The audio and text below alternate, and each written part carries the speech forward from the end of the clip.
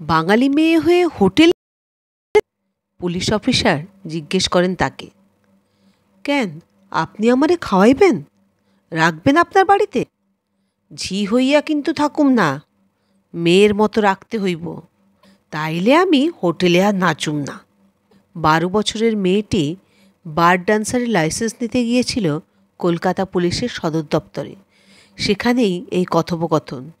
যে বয়সে মেয়েরা বিনুনি বেঁধে স্কুলে যায় বা এক্কা দোক্কা খেলে, সেই বয়সে একটা মেয়ে কিনা বার ডান্সার হতে চায়। উপায়ই বা কী? পেটের জ্বালা যে বড় জ্বালা। কে এই মেয়ে যে এত সাহসের সঙ্গে পুলিশ অফিসারকে এই কথাগুলো বলেছিল? কী ছিল তার কাহিনী? তা জানতে হলে স্কিপ না করে শেষ পর্যন্ত শুনতে থাকুন। আর ভালো লাগলে একটা লাইক, শেয়ার ও কমেন্ট করে দেবেন। আমার এই নিউ চ্যানেলটিকে সাবস্ক্রাইব করে পাশে থাকবেন, আর পাশে থাকা নোটিফিকেশান বেল আইকনটা প্রেস করে দেবেন। আপনাদের সাথে আমি অনামিকা। তো চলুন শুনতে থাকুন। সন 1947 ভাগ হয়ে গেল একটা দেশ, আর তার সাথে ভাগ হয়ে গেল দুটো প্রদেশ, বাংলা ও পাঞ্জাব। 1000 বছর ধরে পাশাপাশি বসবাস করা আর একই ভাষায় কথা বলা লোকজন দেখলেন দুটো আলাদা দেশের মাঝে উঠে গেছে একটা কাঁটাতারের বেড়া। শুরু হলো বিশ্ব ইতিহাসের সবচেয়ে বড় মহানিষ্ক্রমণ। একদিন যারা বৃষ্টি ভেজা সবুজ গাছগাছালি ঘেরা কুটিরে বাস করত শান্তিতে, তাদের ঠিকানা হলো রেল প্ল্যাটফর্ম কিংবা অস্বাস্থ্যকর বস্তি অঞ্চলে। রাতারাতি তাদের পরিচয় হলো উদ্বাস্তু। মেয়েটির নাম আরতি দাস। জন্ম পূর্ব বাংলার নারায়ণগঞ্জে। ওপার বাংলা থেকে যেদিন বাবা মায়ের হাত ধরে কলকাতায় আসে, তখন বয়স 1 বছরেরও কম। প্রথমে শিয়ালদা স্টেশন, তারপর একে ওকে ধরে আহিরিটোলায় মাথা গোজার একটা ঠাঁই হলো। সামান্য যে সোনাদানা আনতে পেরেছিল তা বেঁচে চলল কিছুদিন। তারপর মা বাবুদের বাড়িতে আর বাবা এক দোকানে কাজ নিল। সামান্য আয়ে 5টা পেট চালানো মুশকিল।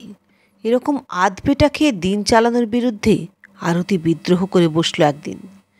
2 দিন ঘোরাঘুরি করে এক অ্যাংলো ইন্ডিয়ান পরিবারের কাজ জুটিয়ে নেয়। বয়স তখন তার মাত্র 11।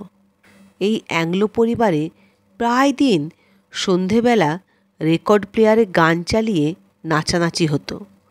পাশের ঘরে পর্দার আড়ালে দাঁড়িয়ে আরতি সেই সব দেখত আর চেষ্টা করত তাদের নাচ নকল করতে।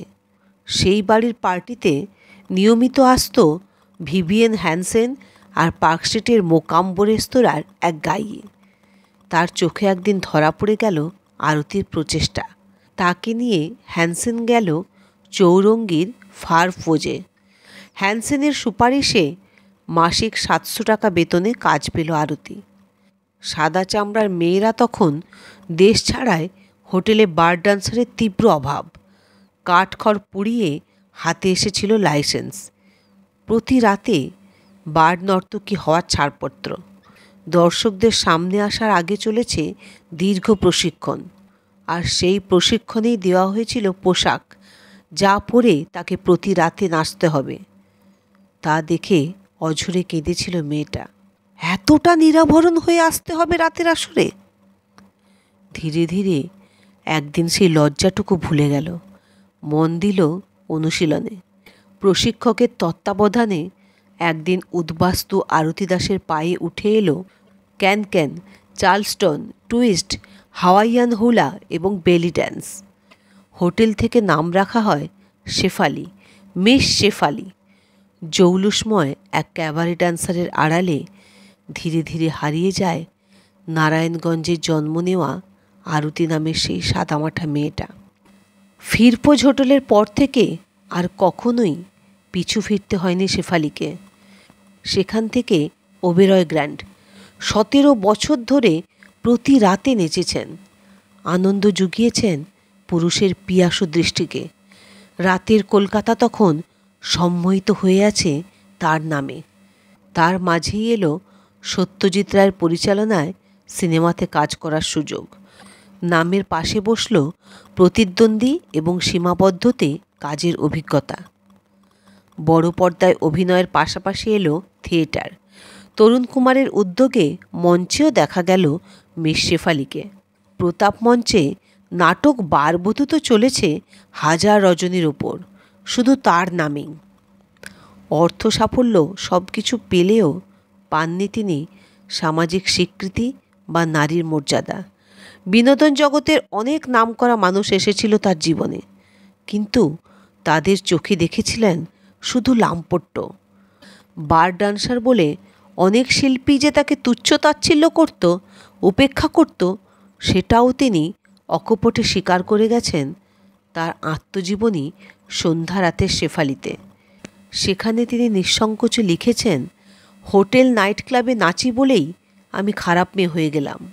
ওপার বাংলা থেকে এক কাপড়ে পালিয়ে আসা একটা রিফিউজি পরিবারে দুবেলা ঠিকমতো খেতে না পাওয়া একটা মেয়ে সম্পূর্ণ নিজের চেষ্টায় কি কষ্ট করে, কি পরিশ্রম করে নিজের পায়ে দাঁড়িয়েছে, সেটা তারা কেউ দেখতে পেলেন না। একলা মেয়েটার লড়াইটা ওদের চোখ এড়িয়ে গেল। এমনকি সিনেমা জগতে যারা বামপন্থী বলে পরিচিত, তারাও কেউ আমার পরিশ্রম, আমার লড়াইটা দেখতে পেলেন না। ঘর সংসারের মতো অধরা থেকে গেল শিল্পী পরিচয়ও। আরতি দাস নৃত্যশিল্পী নন, অভিনেত্রীও নন, তিনি শুধুই মদিরা আসরের মিস শেফালি। পরিচয় নিয়ে আক্ষেপ ছিল না, আক্ষেপ ছিল স্বীকৃতি না পাওয়া নিয়ে। একরাশ অভিমান বুকে নিয়ে চলে গেলেন তারাদের দেশে, যেখানে যেতে অন্তত কোনো সামাজিক স্বীকৃতির প্রয়োজন হয় না। তো শ্রোতা বন্ধুরা, এই মিস শেফালির কাহিনী আপনাদের কেমন লাগলো একটা কমেন্ট করে জানাবেন। আরও নানা ধরনের ঘটনা জানতে হলে আমার চ্যানেলটিকে একটা সাবস্ক্রাইব করে দেবেন প্লিজ। Thanks for watching.